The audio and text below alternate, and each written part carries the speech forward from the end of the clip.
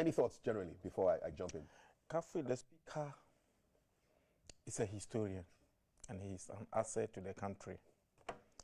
Safe to say that in all those disturbances or riot in Parliament, he has never presided over any. And that, in my candid view, if the speaker were to be in this seat, I don't think there would have been even a single fight in Parliament. What do you think about those who say that it is his absence from the House that occasioned it, and it displays a lack of leadership? Well, how do you respond to those questions? Kafui, those people are just saying that out of sheer hatred. For who? On 6th January, was Speaker Gbagbin the Speaker of Parliament? We're talking about the No, I'm asking you. But when was the first time Parliament fought? I'm not going back into history, sir. I'm looking at what happened recently. We started with the fight on 6th of January. Was Speaker Gbagbin in the chair? Was the Speaker of Parliament? So if anybody should say that, it's just a figment of that person's imagination. But the person is not a Speaker of Parliament. Somebody is a Speaker of Parliament. Somebody has chaired Parliament, and there's a fight. Then later, somebody becomes a Speaker of Parliament, and you want to credit that person with that fight. Who do you blame for the first fight on the 6th? The first fight was just the government, the executive, sheer shifting of the goalposts. That brought the fight on the 6th of January. And I'm saying this because the Constitution is clear. And you know, we are creatures of the Constitution. So when you want to put the Constitution aside and do your own thing, that is what generates this fight. You think that, how do you think that we can prevent a jungle? You prevent a jungle by enactment of laws. So when there's laws and we all want to go by the laws, there will be peace. Who do you blame for the second fight, the one in December? No, I hope you are not clear with me that the first fight, because the executive and the government with his minister, Kandapa and co., Freddie Blay and co., wanted to put the secret balloting aside and come and insist on open ballot. That is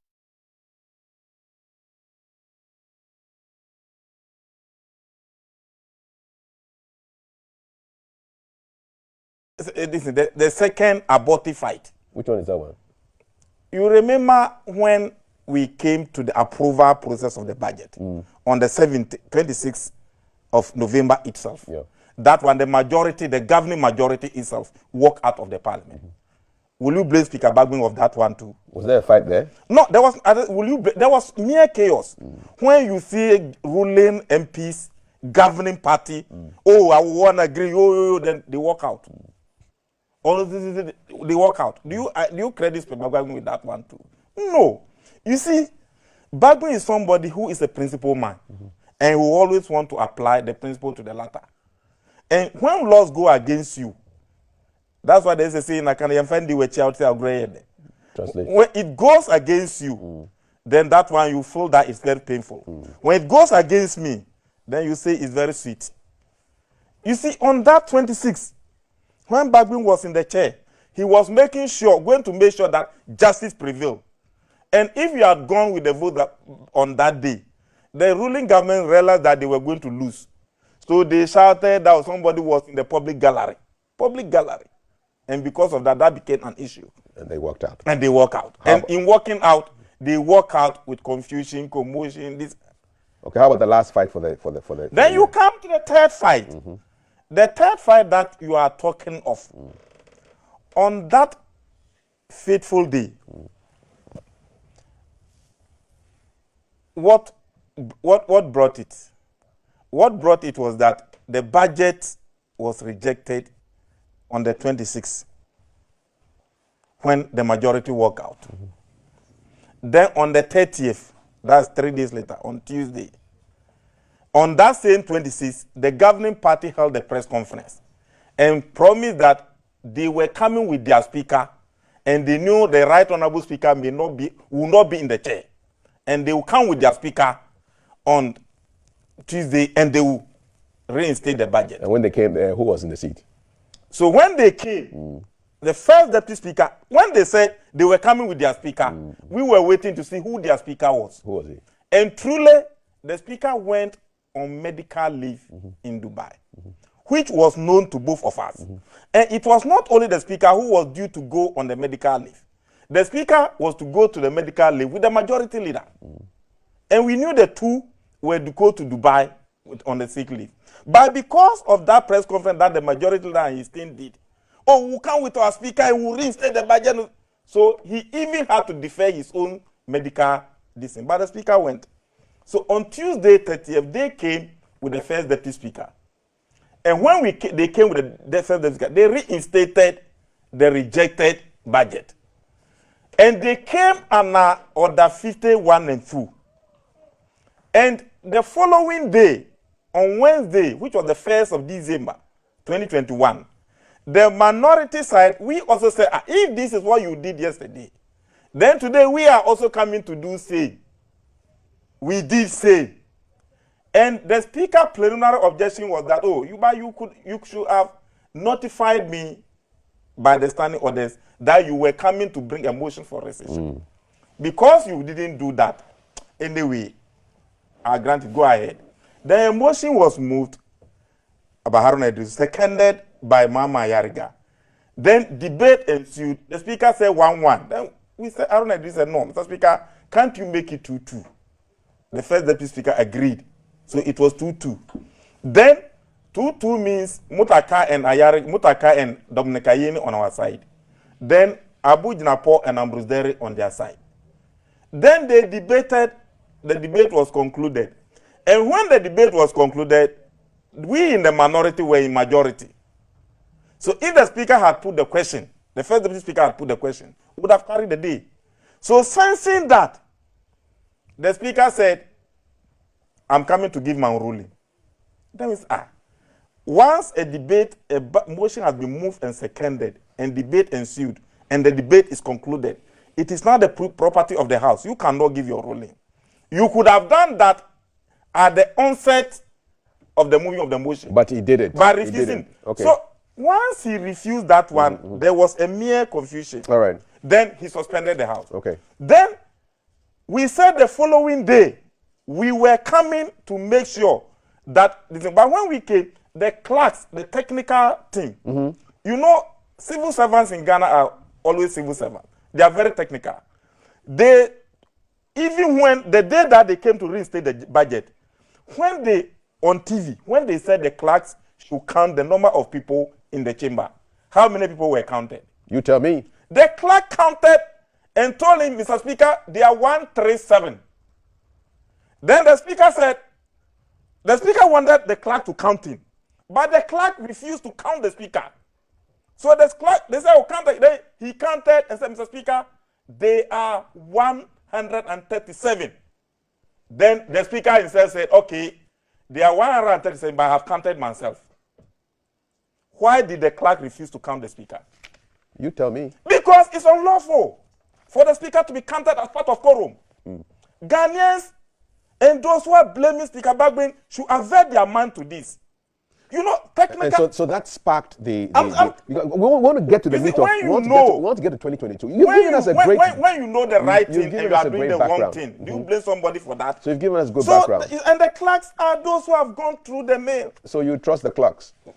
The clerks, not just one person. The clerks, yeah, I said clerks. Yeah, the technical team. Yes, indeed. They knew technically the speaker presiding could not be counted as part of quorum. Okay. So when the speaker himself, and he wanted them to count him. So when he said, oh, before then, I will allow the clerks to count and tell me the number of people in the chamber. They counted and came to tell him, Mr. Speaker, they are 137 honorable members in the chamber. Meaning the speaker didn't have quorum to go about the voting.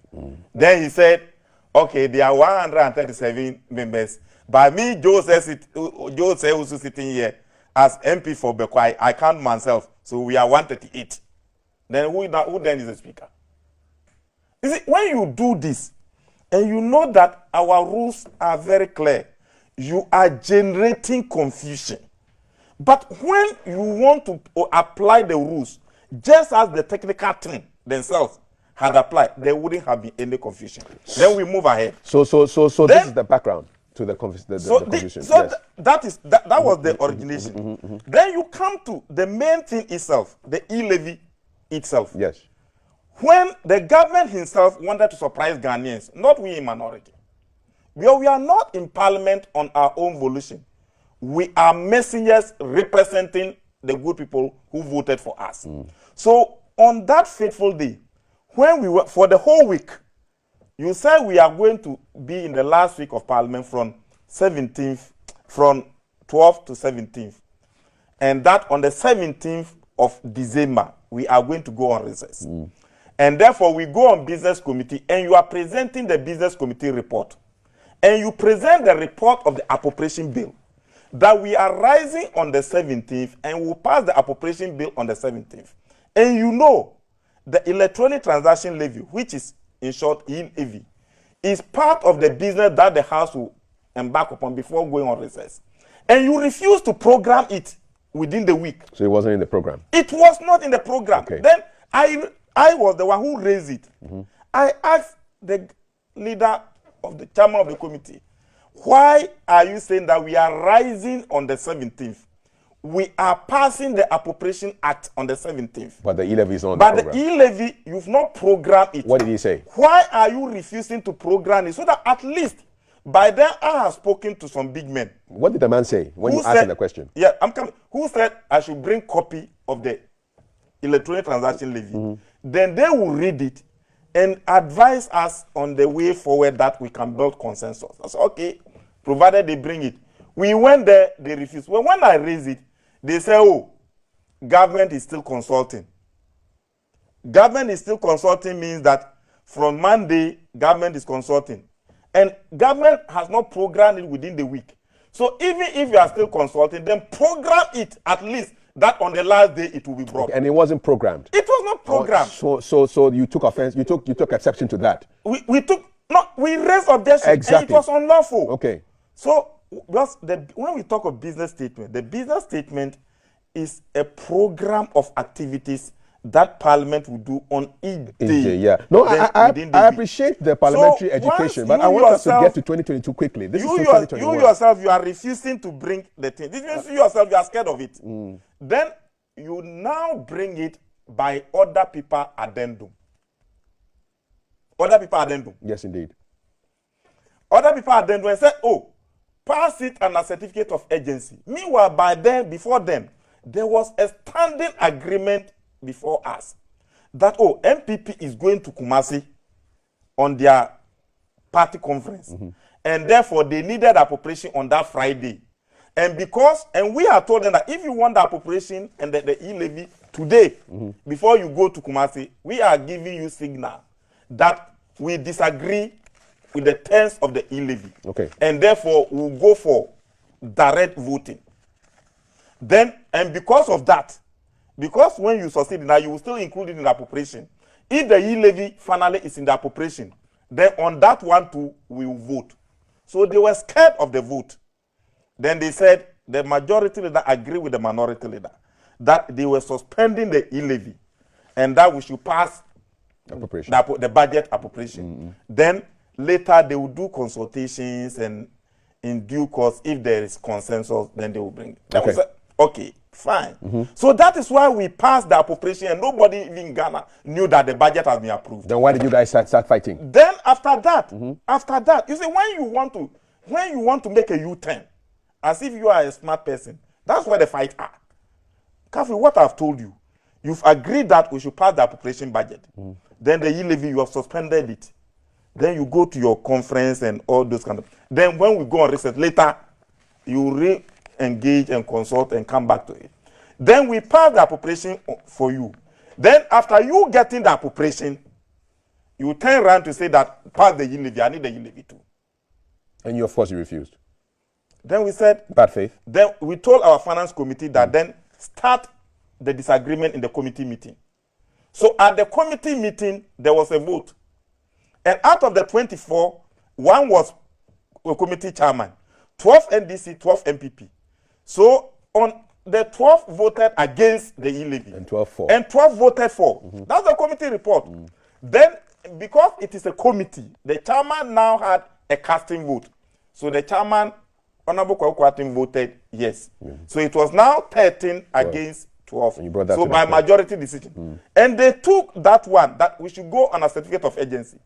Kafi, for the first time, we also raised objection on the certificate of agency, and that was the procedural vote. So we did not even come to the report of the committee. We raised division.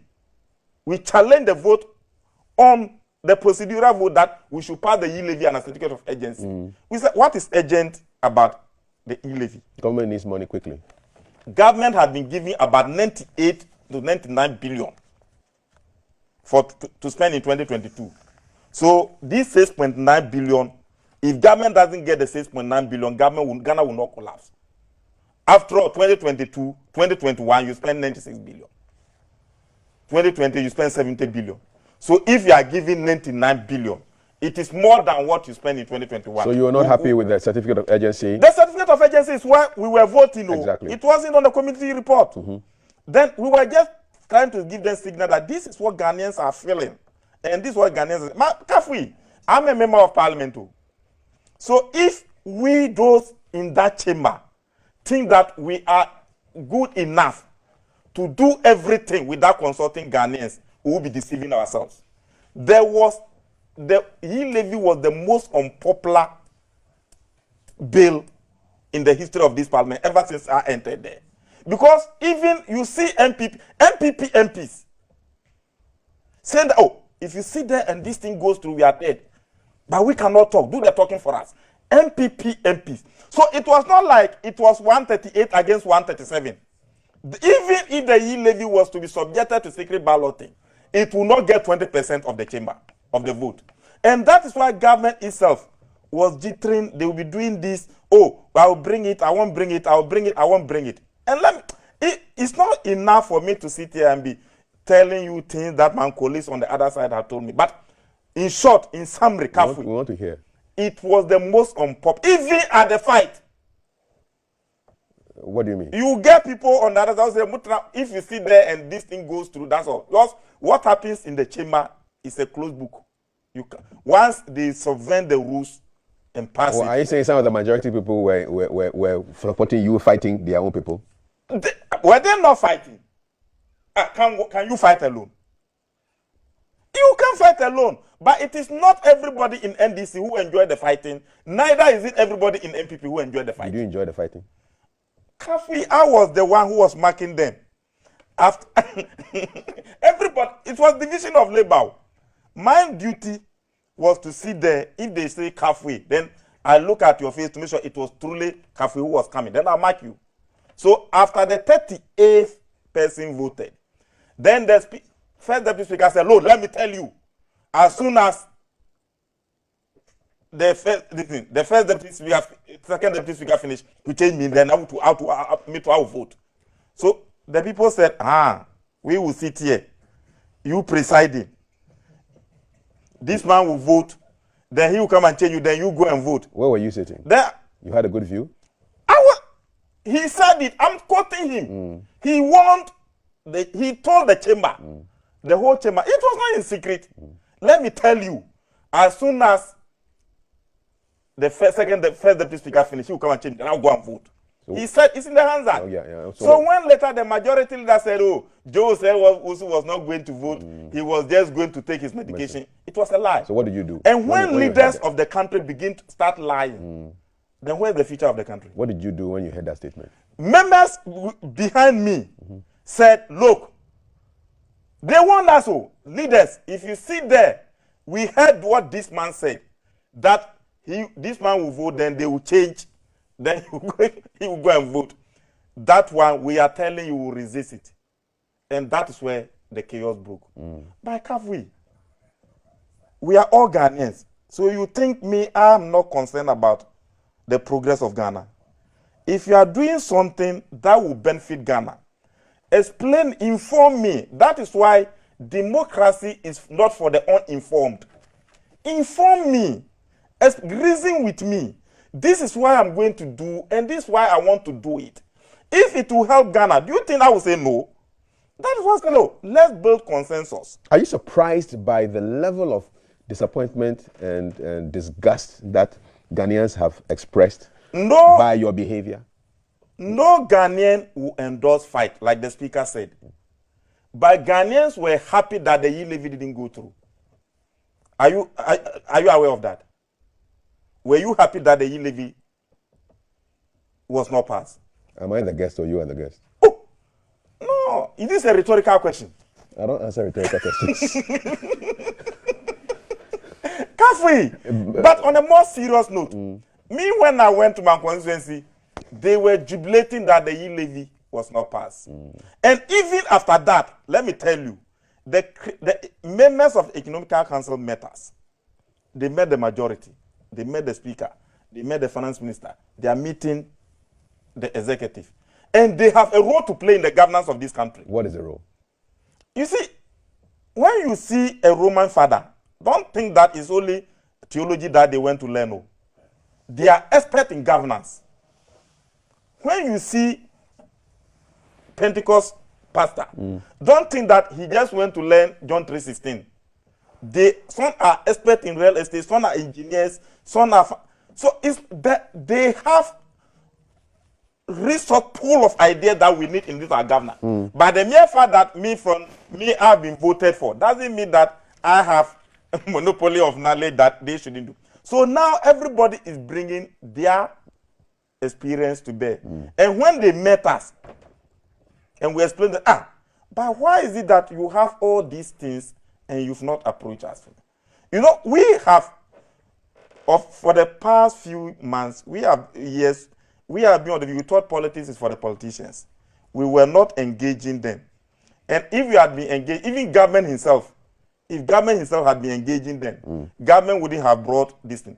Do you think that Ken Oforata qualifies that I will make a law and tell them as soon as any other thing that you write that it qualifies for e-levy, then it should be tantamount to e-levy and tax?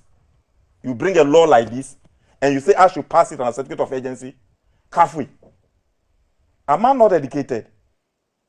I may not have gone to Harvard, but I went to Legon. Should I give this blank check to Ken Oforata? And you think Ghana will exist after 2022? No. These were the mere reasons I was saying, no. This law that you have brought, let's go and consult on it. What's the outlook for 2022? Clearly, in fact, I had a sigh of relief after engaging the Christian Council, the Economical Council, and after they engaging the speaker. And I know if government will change their posture, because we in minority, we have a resolution. And our resolution is that so long as both sides must change our posture. Fighting is not good. That is our listen. But so long as the e-levy is withdrawn, Ghanaians consulted, and it comes to the House as a consensus bill from Ghanaians, we have no problem. But to bring it in this current form, that any other thing that the Minister of Finance may find in writing will be covered by the e-levy. Such things, we will not go for it.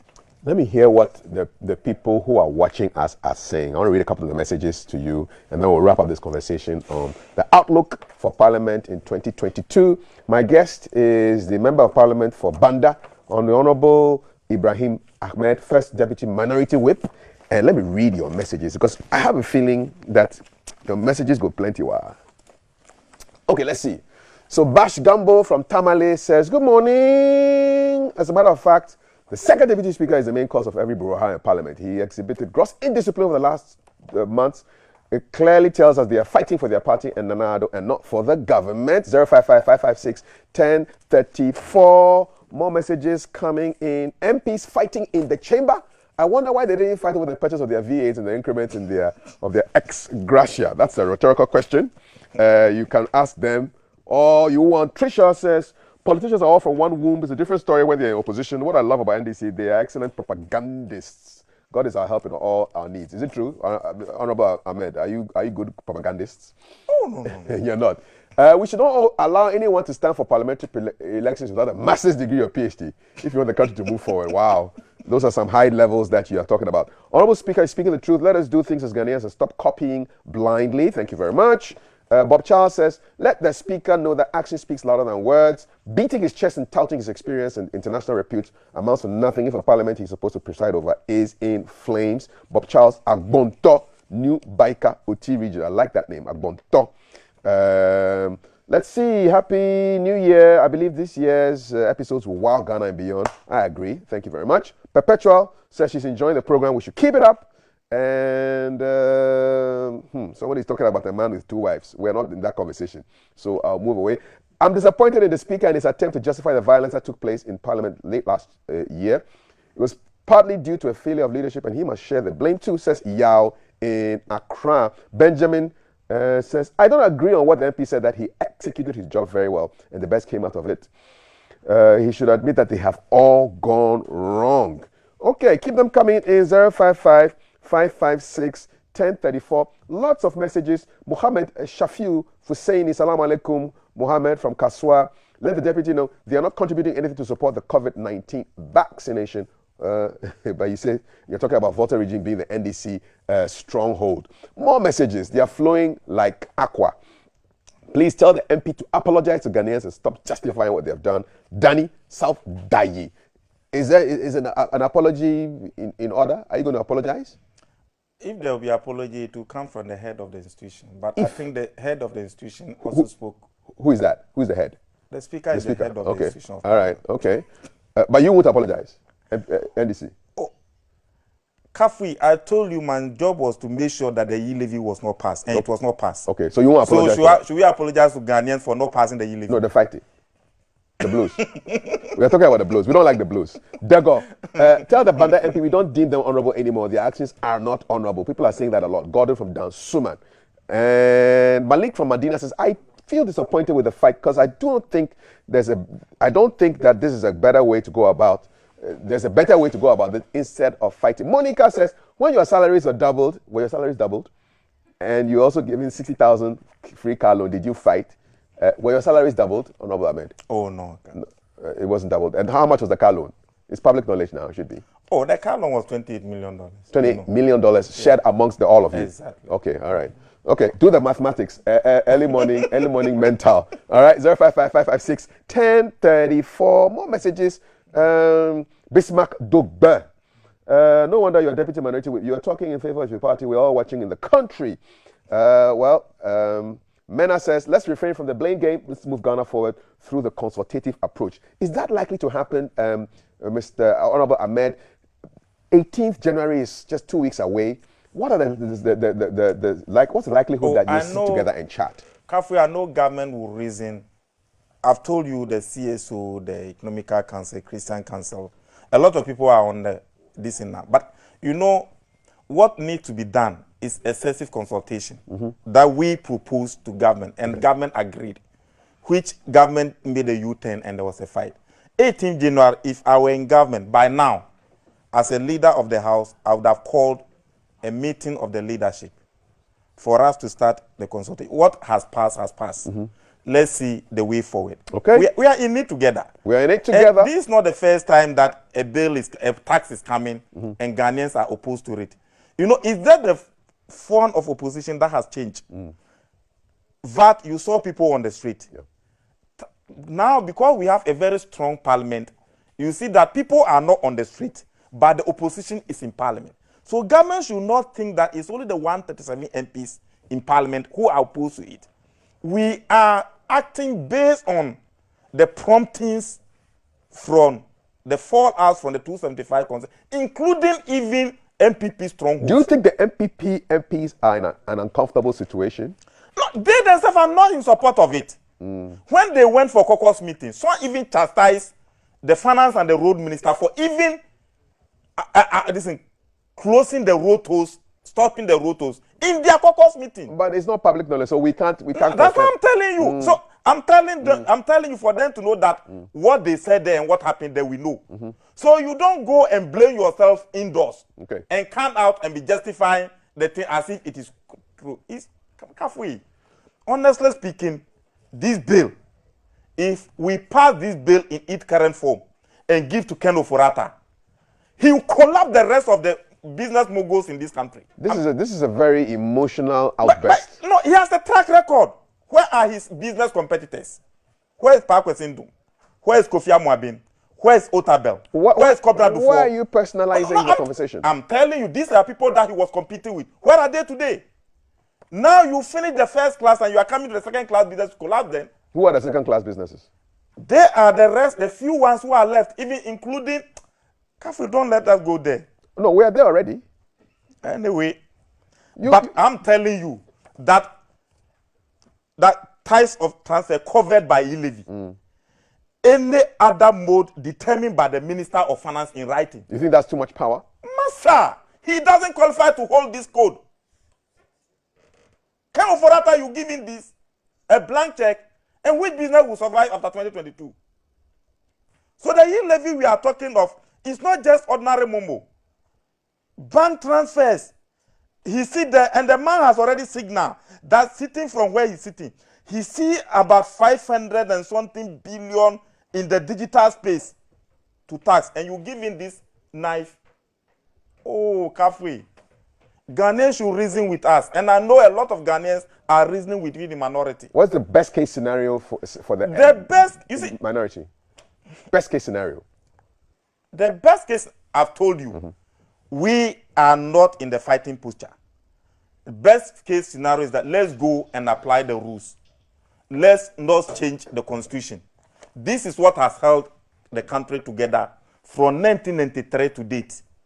Any attempt to put this one aside and bulldoze youth force can bring in anything. So if you're asking of the best case scenario, one, we are coming into a new session, isn't it? The old session, the last session is gone. From 18th to December is a new session of new year of Parliament. So once we are coming, they are bringing a new bill, and the new levy bill that they are bringing should be a bill that Ghanaians have been widely consulted, and they've agreed that as for this one is good for us, we can afford this one. If they bring it, we will not stand on the path of government that we are not passing. But to say, I'm going to bulldoze my way through, I'm going to use force, who will sit there for you to come and use force? That is what brings this fight. So if they want peace, we are for peace. Let's engage. Let's dialogue. Let's give us our reasons for opposing it. Like I've given you just one no. So this lie, even if you are to go, you will see the whole parliament line up to vote against this thing. So it's not like, oh, here. And we gave them series of things. This morning, before when I was coming, I was watching you. What were you viewing? People were viewing that, oh, COVID-19 trust fund has been misappropriated. Is that not the case? That's what I was watching. So our case was that, look, let's sit down. As a country, the political elite cannot insulate ourselves from the blame. Let's sit down. If we say we need resources, let's cut down on our expenditure. Cutting down on our expenditure, let's cut down on the waste. Cutting down on the waste, what in your view, Kafui, do you think that is part of the waste? What in my view, do I think that is part of the waste? The Auditor General is part of Parliament. Let all of us sit together and look at Ghana. The little that is left, how can we protect it? Overtaxing, and telling Ghanaians that Ghanaians are not paying tax enough is a lie. And when we meet the finance minister face to face, we can tell him that what you are saying is not true. Do you plan to meet him face to face? Why not? The first day he was coming to pass the budget, I met him face to face. We were those who helped in saying that, look, if you don't release the District Assembly Common Fund, we are not going to pass this thing for you. And he went to release it. So it's not like we've been dodging. We meet him and we tell him. But he has been evading. It isn't. He's been so evasive. He will not meet you. And when you meet me, I give you ideas. You are insulated from the people. You don't have access to the grassroots. You don't know what is happening there. So we, those who represent the people, when you are speaking, you listen to us. So our posture for 2022 is that, look, we draw the yield levy, consult Ghanaians widely, repackage it if there's consensus, bring it to us and work on it. If there's no consensus, it is not the only source of revenue for government. After all, the budget was for 105 billion. We passed 95 billion. Is Guta not crying this morning? There were a lot of things for a minority to fight over in the 2022 budget. Was Guta issue not part of our 5-point resolution? They passed it. Is Guta not crying? Guta is crying. Educational institutions. Is Otunfo not saying that we should change the educational system in the country? Kafui. Minority is not just there for opposition. No. Minority is to give constructive criticisms. So when we are constructively criticizing you, don't personalize it and think that I hate you. You sitting here, go and occupy the finance ministry. If you bring the e-levy, you will meet equal resistance. But if you are able to respect me, consult me, then we engage in dialogue. Kafui, you can pass all those things without anybody hearing. When we passed the Appropriation Act, did you hear any noise in Parliament? Did you see anybody voting? Did Ghanaians even know that the budget that was much about had been passed? Because we engage. This is our problem, e-levy. Without e-levy, we'll pass like we've been doing normal. Within 3 minutes, the appropriation bill. So even some of the majority MPs were in their offices when the Appropriation Act was passed. So what time did you pass the budget? He said, there was no controversy. When there's consensus, this is how we work. So the only one that there's controversy and we are just saying we will disagree, government should bear with us. And we are doing government a favor. This e-levy, they claim that most of their supporters are businessmen. You transfer your money to China, they pay. You transfer it to Vietnam, pay. India, pay. Within 1 year, all your capital is taxed. Not your profit, your capital. So the man is saying that now he needs money, he's coming to tax your capital. Me, I'm not doing formal job. I'm only a businessman. Then my capital has been taxed. So what can I do? So this thing calls for much thinking, deeper thought. So when we are talking, people should listen to us. And that is where we stand. In one word, what shall we say for the outlook of NDC in Parliament in 2022? Mutual respect for each other. The fights, will it end? No. For the fight, we will not fight. What will cause us to fight? Kafu, if you care to know, let me tell you. Things that can send this country into fight is just putting the constitution aside and you doing things your own way because you think you are in government. And in 2022, what Ghanaians should watch out for? You remember the Electoral Commission, even when he also came to us, he said he's going to put voters' ID card aside and use Ghana card for voting in 2024. That thing, we are in 2022, isn't it? If that is your wish, what do? Do you sit down waiting for 2024 before people will be fighting? Now the voters' ID card will no longer be in use, even though we spend so much money in acquiring the voters' ID card. By going to 2024, is the Ghana card. That is the card that every Ghanaian is going to use to vote. So my grandmother in my village, who has no access to the Ghana card, will start thinking of how to get access to the Ghana card. You came to Parliament and told us that you are talking with the National Identification Authority so that in the coming days, you will take their data and the Ghana card is going to be the voters, the only document, the only that will be used to vote. So as a country, once you have conceived that idea, it may be good, it may be bad. Don't sit down. Engage, start early and engaging Ghanaians. Will Ghanaians buy into it? And if that's the case, why did we acquire so much money? So key word is engagement. Engagement. And let Ghanaians know. All right. Don't put it in your MP that you know very well that my voters ID card may be dysfunctional in 2024. Okay. And I'm going to use only Ghana card. Then, and the Ghana card, I acquired the Ghana card at a fee. So those who will not be able to get money to go and acquire the Ghana card may not be able to vote. These are matters of controversy that as a country, if we want peace, we must work around them. All right. So engagement is the key word. Mutual respect and engagement. It's been great engaging with you, the Honourable Member of Parliament for Banda, Ibrahim Ahmed, First Deputy Minority Whip in the House of Parliament. Let's see how 2022 goes in the House. 14 days away from the opening of the House for the new session. Really enjoyed the conversation. It's been a torrent, a tsunami of messages. I can't even begin to read them, but keep them coming. 055-556-1034. I am going to take a break. When we return, Valerie sits down with one of the greats of the silver screen in Ghana. FA are his initials.